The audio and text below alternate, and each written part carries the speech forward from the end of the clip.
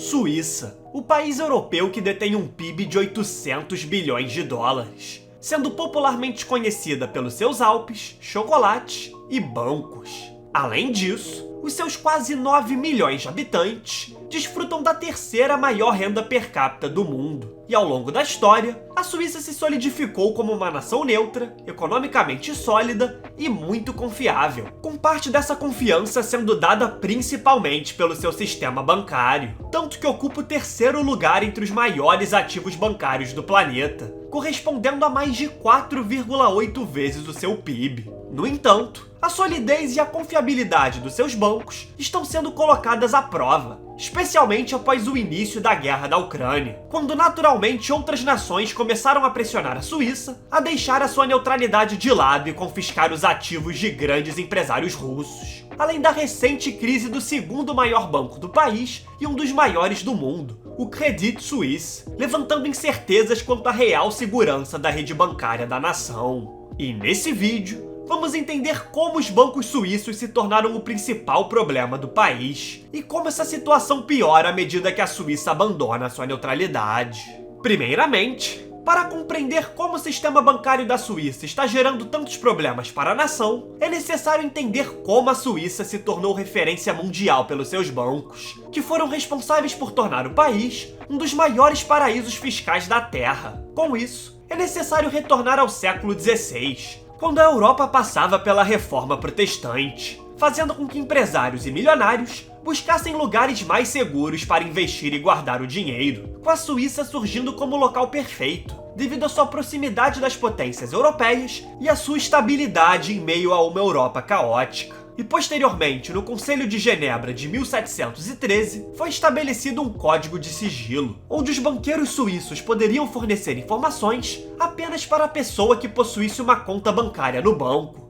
algo que gerou diversas críticas na época, pois foi visto como uma tentativa do país de ocultar declarações de impostos e, portanto, de dar aos ricos a chance de sonegar impostos. Além disso, a Declaração de Neutralidade da Suíça em 1815 e a formação oficial da Federação Suíça em 1848 foram dois fatores catalisadores para fortalecer a imagem de um país estável, algo crucial para a segurança bancária. E como um país pequeno, sem litoral, com poucos recursos naturais e muitos vales montanhosos, a Suíça naturalmente se voltou para os serviços financeiros e para a indústria visando seu crescimento econômico, com as suas montanhas sendo perfeitas para servir de cofres subterrâneos e depósitos para abrigar ouro e diamante. Nesse sentido, o sucesso do sistema bancário da Suíça ficou ainda mais notório durante os séculos 19 e 20, principalmente pela confidencialidade, pois os ricos aristocratas de toda a Europa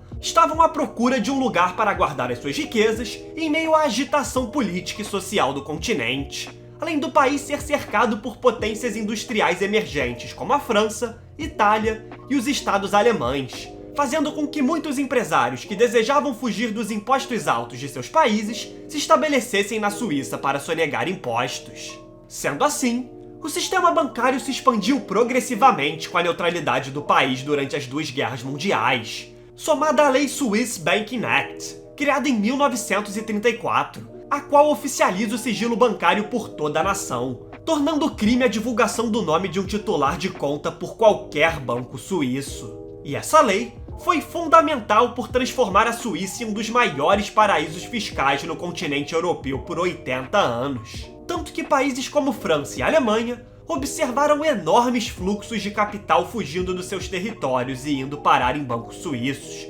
oriundos especialmente de empresas, uma vez que, de acordo com a análise da Tax Justice Network, coloca a Suíça como a quinta nação no índice de paraísos fiscais corporativos, permitindo que grandes empresas multinacionais transfiram os seus lucros de países onde fazem negócios para driblar os impostos sobre os seus lucros. Tanto que hoje, o país abriga mais de 25 mil multinacionais estrangeiras, além de que os impostos cobrados pelo governo suíço são absurdamente baixos em relação aos seus vizinhos, tanto que no ano de 2022, a alíquota cobrada sobre o imposto de renda corporativo na Suíça foi de 19,7%, a quarta menor taxa da Europa Ocidental, atrás apenas da Irlanda, Reino Unido e Liechtenstein. E assim, A combinação desses fatores, juntos com a estabilidade da sua moeda, o franco suíço, que é uma das moedas mais estáveis do mundo, tornaram os bancos suíços referência no mercado mundial. Desse modo, a Suíça conseguiu criar um sistema bancário muito desenvolvido, com mais de 243 bancos em atividade por toda a nação. E mesmo com tantas organizações, apenas 2 grandes bancos, sendo eles o UBS e o Credit Suisse, são responsáveis por 50% de todos os ativos e depósitos bancários da nação. Para se ter uma ideia, a importância dessas duas instituições é tão grande que juntas administram mais de 5 trilhões de dólares em ativos, com o UBS sendo o maior banco privado do planeta. Dessa maneira, surge a pergunta de como os bancos suíços são o maior problema do país atualmente. A princípio, é válido mencionar que o sigilo bancário, tido como lei pelo governo suíço, tem sido amplamente criticado ao longo dos anos, uma vez que esse mesmo sigilo e confidencialidade em relação aos clientes acabam por dificultar o rastreio do dinheiro e identificação do correntista. E como resultado, abre espaço para que milionários consigam burlar as tributações sobre suas fortunas, e criminosos consigam se aproveitar das vantagens oferecidas pelos bancos da Suíça para esconderem no país grandes quantidades de dinheiro. E com isso, nos últimos anos, diversas nações fizeram pressão sobre os bancos suíços, como ocorreu em 2009, quando o governo dos Estados Unidos obrigou o banco UBS a pagar uma multa de 780 milhões de dólares por ajudar cidadãos americanos a sonegar impostos. E após essa situação, o banco acabou cedendo às pressões dos Estados Unidos e entregou nomes de clientes americanos que mantinham contas secretas em diversos bancos suíços. Diante desse fato, esse foi o início de uma crescente pressão internacional para desmontar a tradição do sigilo bancário mantido na Suíça, com a nação sendo responsável por perdas estimadas em 13 bilhões de dólares envolvendo evasão fiscal em todo o mundo.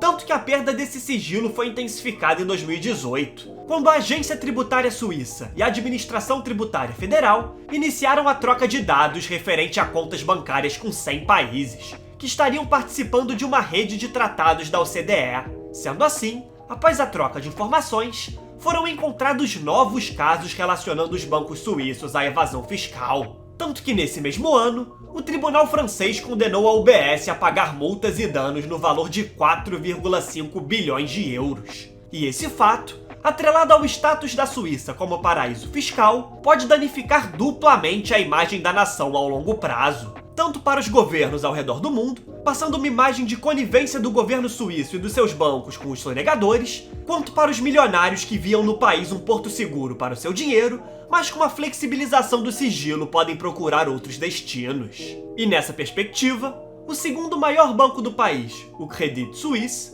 criado em 1856, também está posicionado entre os principais bancos privados de todo o mundo, como visto em 2021, quando a instituição tinha sob gestão cerca de 1,7 trilhão de dólares. No entanto, o envolvimento do banco e dos seus funcionários em uma série de escândalos, especialmente em casos de espionagem, levou à renúncia do CEO do Credit Suisse, Tidjane Thiam, em 2020. Além do banco ter se envolvido na perda de 2 fundos de investimentos, em razão da falha no gerenciamento de risco, provocando uma perda de quase 1 bilhão de dólares para a instituição. Com tantas perdas e uma administração falha, no final de 2022, boatos em relação à falência iminente do banco se espalharam por toda a Terra, o que levou a milhares de clientes a retirarem cerca de 110 bilhões de francos suíços de fundo do banco no mesmo ano, que, somada à declaração do presidente do Saudi National Bank, o maior acionista do Credit Suisse, possuindo uma participação no banco de 10%, afirmando que não aumentaria mais os seus investimentos no banco suíço.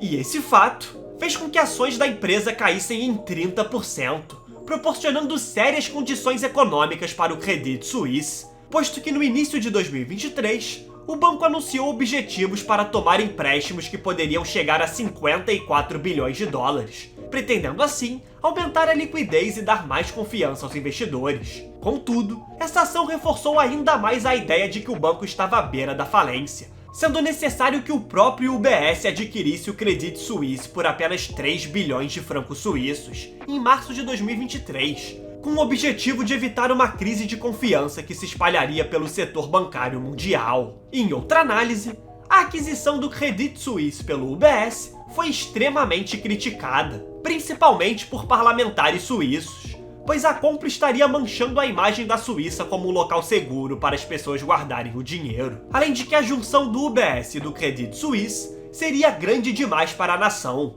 já que foram necessários enormes gastos governamentais para a manutenção de um novo banco, com as duas instituições tendo à disposição até 1/3 do PIB suíço, em ajuda do Banco Central e do próprio governo, uma vez que o governo suíço está se comprometendo em absorver até 9 bilhões de francos suíços em perdas com o novo negócio. Entretanto, a situação é extremamente preocupante, pois apesar do governo suíço ter absorvido a crise de um dos maiores bancos da nação, não há garantia de que possa fazer o mesmo em uma possível crise mais abrangente, pois os ativos do sistema bancário suíço totalizam 4,8 vezes o PIB da nação. E dessa forma, a má administração do Credit Suisse trouxe inúmeros prejuízos para a estabilidade dos bancos da Suíça, o que é um problema em relação à importância do setor bancário para a economia. Todavia, o setor enfrenta uma nova onda de instabilidade, em razão da forte pressão dos Estados Unidos e da União Europeia para que a Suíça abandone a sua neutralidade e confisque ativos russos,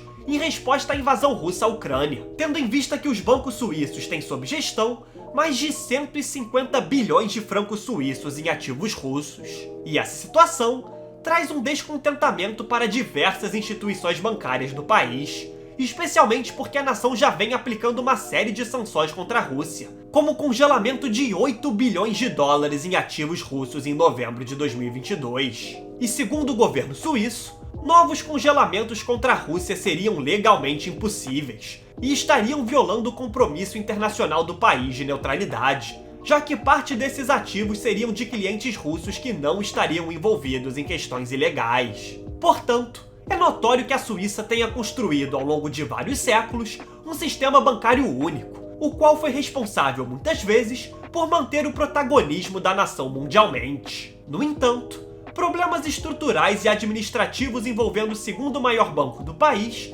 e o fim do sigilo bancário suíço mancharam a imagem da nação em todo o planeta. E assim, é necessário que a Suíça busque reestruturar o seu sistema bancário, além de revisar a sua suposta neutralidade, que foi responsável por livrar a nação de maiores problemas no passado. Muito obrigado a você que chegou até aqui. Se possível, comente abaixo o próximo tema que você deseja ver aqui no canal. Além disso, curta o vídeo, se inscreva e compartilhe o conteúdo com seus amigos. Agradeço novamente pela sua audiência e até o próximo vídeo.